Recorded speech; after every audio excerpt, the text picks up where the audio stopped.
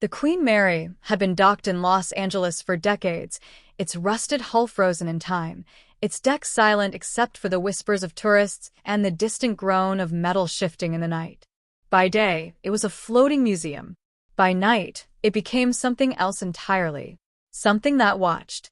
Few visitors noticed the windows anymore. Hundreds of them lined the ship's long corridors, dark and reflective, like unblinking eyes. But there was one window on the B deck that people remembered long after they left. Security guard Daniel Reeves had worked the night shift for 6 months. Long enough to know the ship's noises. Long enough to tell the difference between settling metal and footsteps. Long enough to learn that the Queen Mary never truly slept. It was just past 2:17 a.m. when he saw her for the first time. Daniel was making his usual rounds, flashlight cutting thin white lines through the darkness, when he felt it, that unmistakable sensation of being watched. He stopped at the end of the corridor, near the old first-class staterooms. The air felt heavier there, colder, as if the ship itself were holding its breath. Then he saw movement. At the far end of the hallway, a window reflected a faint glow from the harbor lights. And, in that reflection stood a figure. A girl. She appeared no older than 12. Pale skin. Dark hair hanging in loose strands around her face. She wore what looked like an old-fashioned white dress, the kind children wore in the 1930s. She stood perfectly still, hands at her sides, staring out the window toward the black water below. Daniel called out to her, assuming she was a lost tourist or part of some late-night prank. She didn't turn. He took a few cautious steps forward. The sound of his boots echoed too loudly, too sharply, as if the corridor were amplifying every movement. The girl's reflection remained frozen in the glass. When Daniel reached the window, his heart sank. The reflection showed her clearly. But the space beside him was empty. There was no girl standing there. Only his own face, pale and confused, staring back at him. The reflection of the girl remained for several seconds longer, unmoving, before slowly fading away, as though someone had wiped condensation from the glass. Daniel laughed nervously, blaming exhaustion. The Queen Mary was famous for its ghost stories. People saw things they expected to see. That's what he told himself. But as he turned to leave, his radio crackled to life. A child's voice whispered through the static. "Why won't you look at me?" The radio went silent. Daniel didn't report the incident. Neither did the next guard who saw the girl. Or the one after that.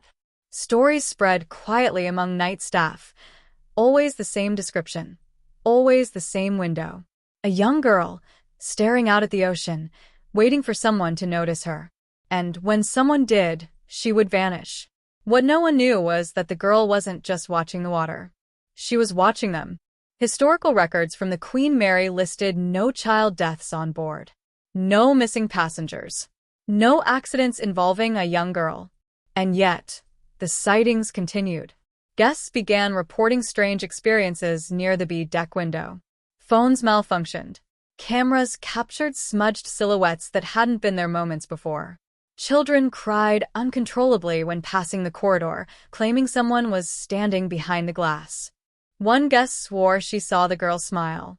Daniel tried to ignore the growing unease until the night the window was open. Windows on the Queen Mary were sealed shut decades ago. Salt air and age had made them permanent fixtures, untouchable, immovable. Yet on his final shift, Daniel found the B deck window slightly ajar. Cold air poured in from the harbor, carrying the scent of seawater and something else, something old. The glass was fogged from the inside, covered in faint handprints, small and delicate. Child-sized. The lights flickered. The corridor grew impossibly quiet.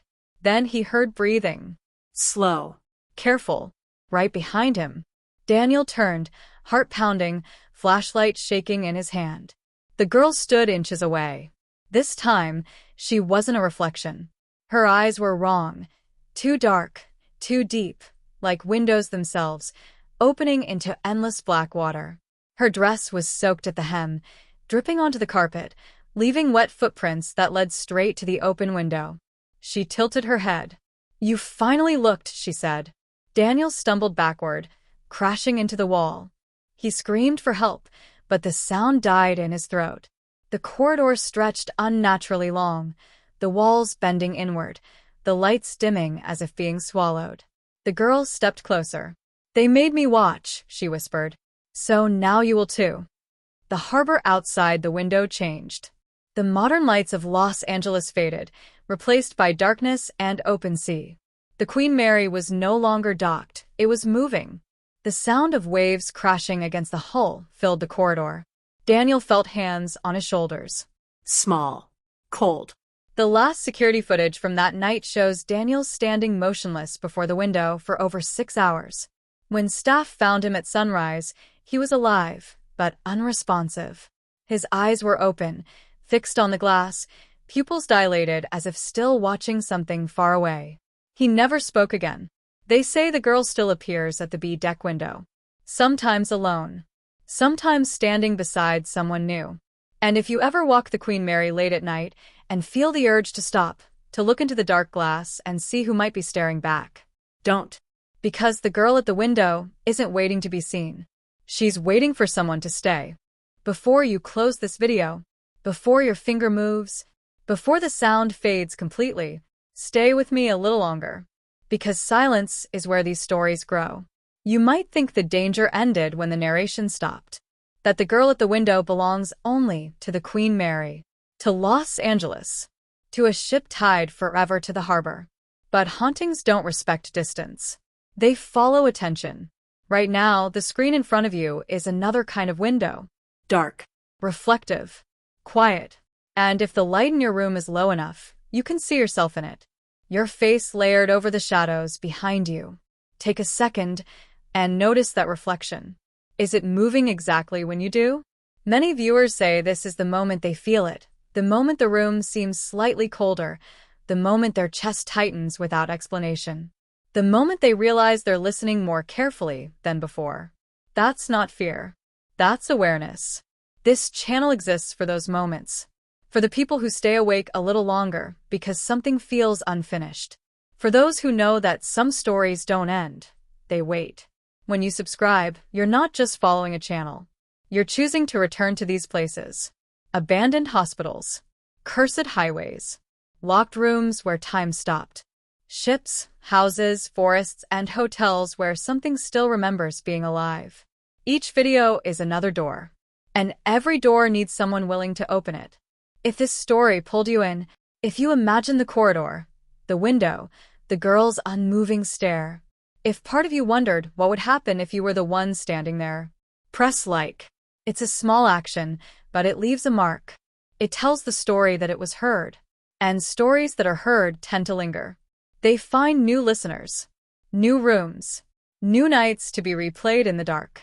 Now, let's talk about comments. Most people scroll past them. They're afraid to read too much. Afraid they'll recognize themselves in someone else's experience. Afraid of confirmation. But this is where the real stories surface.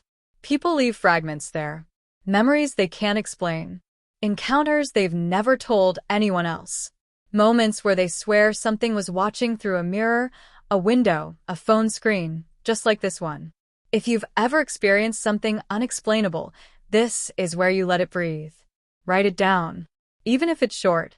Even if it sounds impossible. Even if you're not sure you believe it yourself. Especially then. And if you haven't experienced anything yet, leave a simple comment. I'm listening. Because some believe that once you say it, something knows. As you sit here, listening to my voice, pay attention to your surroundings. The hum of electronics. The distant sounds outside.